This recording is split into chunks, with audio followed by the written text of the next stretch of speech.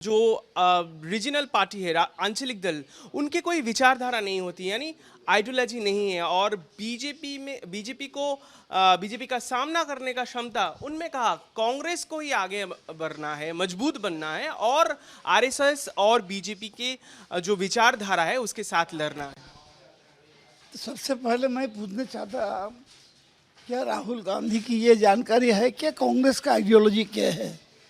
सबसे पहले ये मैं पूछना चाहता। मैं भी बहुत दिन से पार्टी के कर्मकर्ता हूँ। मुझे मालूम है कि उनकी अपनी खुद ही जान पहचान नहीं है कि कांग्रेस का आइडियोलॉजी क्या है, और आइडियोलॉजी के ऊपर लड़ाई होता था तो कांग्रेस का ये हाल नहीं होता। हर राज्य से ये आज ख़त्म हो जा रहा है। लेकिन ये इतिहास की नियम है, कभी कभी जो रीजनल पार्टीज होता है वो लोग को स्ट्रेंथ बढ़ते जा रहा है इंडिया में। इसका भी कारण है हमारे देश में जो इतना डाइवर्सिटी है, ओरिजिनल डाइवर्सिटी है, भाषा की डाइवर्सिटी है, पोशाक की डाइवर्सिटी है, खाना की डाइवर्सिटी है, कल्चर की डाइवर्सिटी है। इसीलिए आंचलिक दल की बढ़ाता हो रहा है। ये आज पॉलिटिक्स में, इंडियन पॉलिटिक्स में रीजनल पॉलिटिकल पार्टी का बहुत सारी कंट्रीब्यूशन भी है। दिल्ली में जो पार्टी आज क्षमता में है उसको भी डिपेंड करने पड़ा, कांग्रेस को भी रीजनल पार्टी के ऊपर डिपेंड करने पड़ा है, कभी कभी डिपेंड करने पड़ा है। आज ये कोई क्या बात राहुल गांधी बोल रहा है, इसे माने हमको समझ में नहीं आता है। पॉलिटिक्स के इतिहास के विचार के ऊपर बात करना जरूरी है, लेकिन इन्होंने ये बात नहीं करता है। अभी भी पॉलिटिक्स में वो जूनियर है, मुझे मालूम है कि उसको मैच्योरिटी अभी तक नहीं आया। क्या कांग्रेस को इस एक नए सिरे से शुरुआत करना चाहिए, क्योंकि कल कांग्रेस ने ये फैसला किया कि आने वाले समय में अक्टूबर में उनको एक भारत यात्रा निकालना है। क्या ये एक नए सिरे से शुरुआत हो पाएगी? देखिए, कोशिश तो करना ही होगा, कोशिश करने दीजिए। लेकिन जो लीडरशिप आज है कांग्रेस में उसको देखकर और फिर से आम आदमी कांग्रेस में नहीं जाएगा। जाता तो पहले से ही जाता था, लेकिन उन्होंने मार्गदर्शन करने में कामयाब नहीं हुआ। इसीलिए ना सब कोई पार्टी अलग अलग चला जाता है। सारी पश्चिम बंगाल नहीं, सारी हिंदुस्तान में देखा जाता है कि रीजनल पॉलिटिकल पार्टीज अभी ग्रोइंग, काफ़ी स्टेट में वो पार्टी पावर में भी है। तो आज कांग्रेस को लीडरशिप नहीं है, मार्गदर्शन नहीं है। कोशिश करने दीजिए, इतिहास बोलेगा कहाँ आएगा कहाँ नहीं आएगा। अब जिक्र करते हैं कि नए मुख्यमंत्री की, यानी जो त्रिपुरा के नए मुख्यमंत्री बने हैं मानिक शाह, उनका कहना है कि त्रिपुरा में चुनाव भी नज़दीक आ रहा है, लेकिन वहाँ पर तृणमूल कांग्रेस कोई फैक्टर है नहीं। अगर कोई विरोधी है बीजेपी की उस ज़मीन पर तो वो वामपंथी है। देखिए, वामपंथी उधर में था बहुत दिन से, और उसके बाद बीजेपी आया।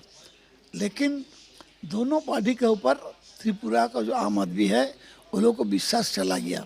सीपीएम भी अत्याचार किया, बीजेपी भी अत्याचार किया, लेकिन वो लोग देख रहा है कि पश्चिम बंगाल में किस तरह आम आदमी को प्रोटेक्शन दे रहा है तृणमूल कांग्रेस। उसको इकोनॉमिकली उसको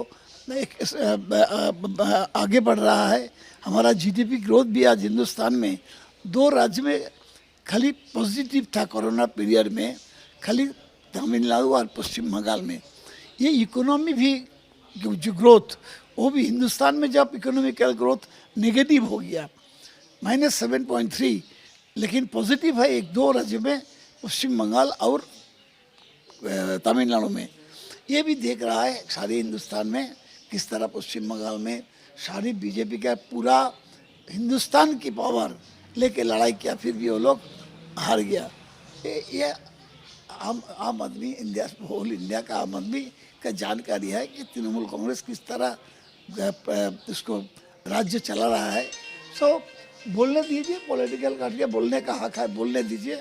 लेकिन त्रिपुरा में इस बार जो चुनाव होगा, इस चुनाव में तृणमूल कांग्रेस का एक चांस है आने का, क्योंकि त्रिपुरा का आम आदमी सीपीएम को देखा, कांग्रेस को पहले कांग्रेस को देखा था, उसके बाद सीपीएम को देखा, फिर भी बीजेपी को देखा। कोई अच्छा तरह त्रिपुरा को आगे बढ़ाना नहीं सीखा तो तृणमूल कांग्रेस सीखेगा। इसको हमारे मैं आशा करता है कि इस बार त्रिपुरा में मैं अच्छा रिजल्ट करूंगा और मैं पावर में भी आ सकता है।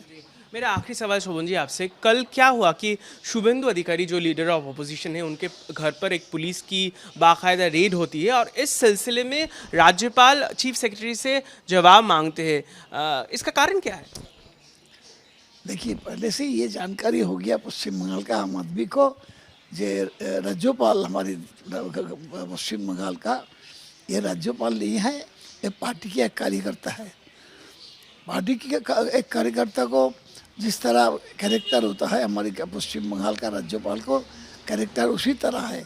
उसका घर में हजारों आदमी घुस के मीटिंग करता है, पॉलिटिकल मीटिंग करता है। तो राज्यपाल को जो स्टेटस है उन्होंने उसको नीचे लाया है, इसके ऊपर क्या बात करूँगा। बहुत बहुत शुक्रिया हमसे बात करने के लिए। हम बात कर रहे थे शोभनदेव चैटर्जी से तमाम मुद्दों पर जो फिलहाल राजनीति, खासकर बंगाल, त्रिपुरा और दिल्ली की राजनीति में सुर्खियों बटोर रहा है। कैमरा पर्सन प्रोशुन के साथ ऋतिक, आज तक के लिए कोलकाता से।